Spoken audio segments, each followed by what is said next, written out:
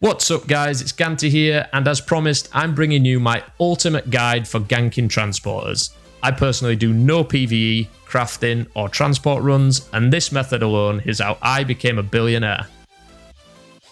As a guild, and collectively as a group, we have ganked over 15 billion in silver, so hopefully you guys can replicate this and become fully self-sustainable just from ganking. In this guide, I'm going to talk about the builds, positioning, voice comms, and how to kill different mounts. Let's get straight into it and start off with the main build that we use. This is the basic build. You're probably looking and thinking, why is the tier of gear so low? But remember that ganking is all about profit, and in the Royals you will get overrun by blues and die, so we're trying to keep our costs down as much as possible. You don't need super expensive gear for this, and this method of ganking is all about working as a team and timing your abilities to lock down a target. The weapon of choice is claws. There's no other weapon that can lock down a target like this when used in a team, and it's our #1 choice. It's worth mentioning that we do sometimes take a frost or a bloodletter with graveguard armor for the initial catch. However, this claw build is what is used by most of the team. For the Q, we choose Sunder armor. This ability does decent single target damage, but most importantly, it reduces armor and can be stacked. When killing tanky mounts such as Grizzlies, this ability increases the damage they take by a ton. For the W, we choose Shadow Edge. This throws a knife in front of you with a 22 meter range. If it hits the target, it stuns them in position, allowing you to follow with your E. This spell is brilliant at catching targets that are further away from you. You need to be a level 70 in Dagger Fighter to use this spell, and also need to use it with tier 6 claws or above, but it is a must have with this build. The E, of course, is Disembowel, and the main reason we use this weapon. It roots the enemy for up to 10 hits and adds bleed damage onto the target. When timed perfectly alongside your teammates, you are able to lock down a target until they are dismounted. The key to using this ability is trying not to overlap it with anyone on your team, otherwise its effects are wasted. For the passive, we choose Deep Cuts, which adds an extra bleed onto the target and can be a nice amount of additional damage. The helmet I choose to use is Stalker Hood. The ability reveals invisible targets, so becomes very useful against Spectral Direboars or transporters who are using forms of invis such as Assassin Jacket or Invisibility Potions. The passive I choose to run is Quick Thinker for the reduced cooldowns. It's also worth mentioning that some of your team may want to use Fiend Cowl, as the purge can become very useful. We also choose to run Fiend Robe. The Fear Aura gives another form of CC, fearing the target for an extra 4 seconds. This spell is particularly useful when you are trying to block off an exit or when you are waiting for Disembowel to become available again. If used correctly with other cooldowns, 3 players can dismount almost any transport mount when using Fiend Robe. Finally, we use Hunter Shoes and choose Rush for 120% movement speed and increased CC duration when activated. It's a great ability to line up with Shadow Edge or Disembowel. Demon Cape is used for the extra damage when it is activated. Poison should be tier 8 for maximum damage, and all party members should use the same tier. Beef Stew or Omelettes are a personal preference, however I normally use Beef Stew for the additional damage. We also usually take a Transport Ox in our inventory, in case the mount trashes once we've killed it and we are unable to loot. Let's move on to map positioning and what communication should be like when chasing a target and going for the kill. These next 4 images show you examples of how a party should spread on the map. Positioning in the map is the most vital part of catching a target. Your team needs to block off possible exits so that the player following the target is able to shepherd them in the right direction. When you are following a target, your comms need to be clear so that your teammates know what parts of the map to cut off to be able to get a catch on the target. At this stage, it is important to be as vocal as possible to your teammates so that they can try and predict the next move that the target is going to make. This next clip is an example of how to call when following a target. He's just got tagged. Dark Pyros is on my ping here. My ping here. Still on my ping. He's got Sterling and still has his invis. My dot is his dot. My dot is his dot. Coming straight to you. Straight down. He's going a little bit wide. A little bit wide. Going wide. Coming straight down. He's got invis. You hit him. Nice. He's still coming down, Reds. Nice. Call your calls. I'm going to fear him if he runs. Yeah, he's going north.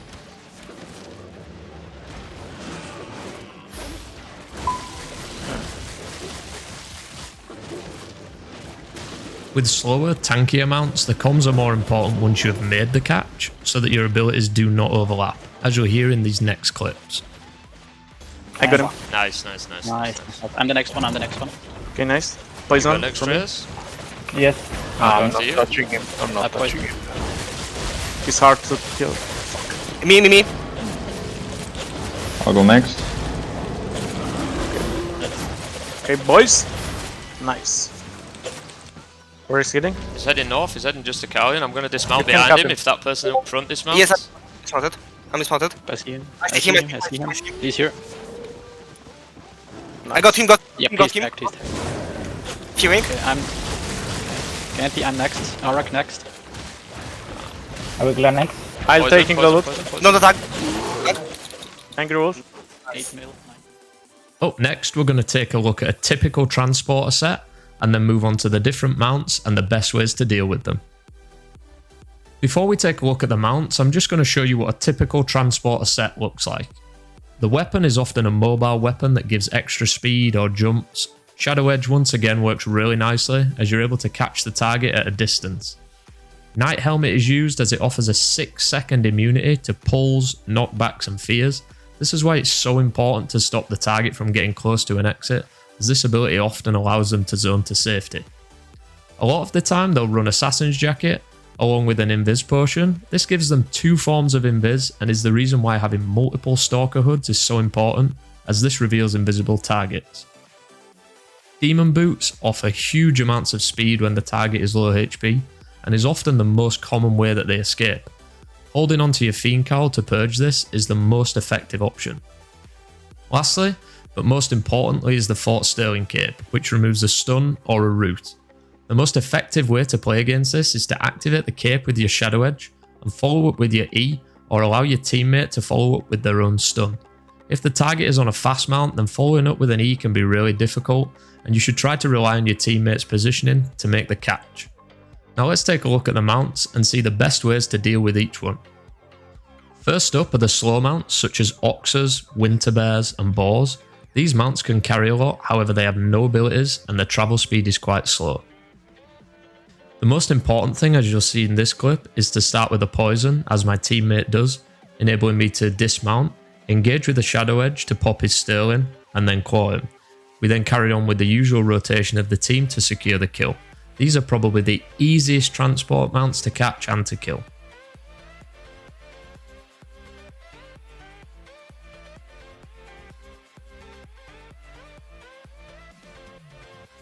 Up next we have the Grizzly Bear. This mount is slow, however he can be extremely tanky and takes multiple players to dismount. It has a spell that makes enemies do 70% less damage, however this also puts the user in combat, so you won't see this ability being used very often. The passive of this mount increases the movement speed by 80% for 4 seconds. It's relatively easy to control, it just means that you have to keep the mount locked down during this stage so that he doesn't escape. Tagging this target doesn't slow its base speed down, so it's important that you try to engage with a stun. Once you've caught the target, your team need to time their abilities so that they don't overlap. Normally 3 rotations of claws is enough to dismount them, however you can follow up with Fiend Robe if you require more CC, and remember to stack your Sunder Armors on this mount for the extra damage. The players are usually too heavy to move once dismounted. It's an easy mount to kill, it just requires coordination. Next we have the Spectral Direboar. This is a fast mount with relatively low HP. 1 full rotation can normally dismount this player, however the tricky part is catching it. This mount can use an ability and go invisible for 5 seconds, so it's important to stay close to the target. Opening with Fear is normally your best option. If the player uses Invis, you hit it with your Fear, you'll get a small reputation loss above your character. At this stage you use your Stalker Hood to reveal Invis, followed by Shadow Edge to remove his Sterling, and then finish with Disembowel. The player will still be able to run after being dismounted, so it's important that your team save their abilities to control him. Next we have the Giant Horse, which in my opinion is the hardest mount to catch. It is a fast mount with an ability that makes it immune to crowd control effects for 4 seconds, meaning that your Fear and stuns won't work. 3 players at different map positions are required for this mount. You have the Scout who follows it to communicate to the team, then you have the first player who uses his Fear to pop the mount's ability. If possible, proc the Sterling Cape, that's a huge bonus. Then you have the last player whose job it is to catch and dismount the giant horse now that its abilities have been used. Perfect map position and calls are needed for this mount, which is why I think it's the hardest to catch. Second to last is the Transport Mammoth. It's a slow mount, it's super tanky, and it can carry a ton of loot. If you manage to find one of these transporting them, it's normally an easy mount to kill.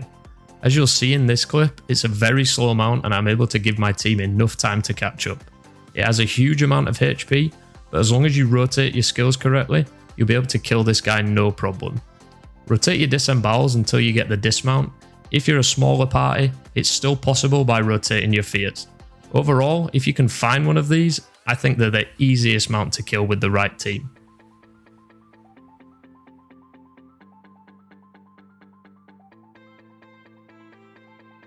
Finally, we have the battle mounts. Everything except the Command Mammoth, as that guy cannot be stunned and requires a totally different tactic.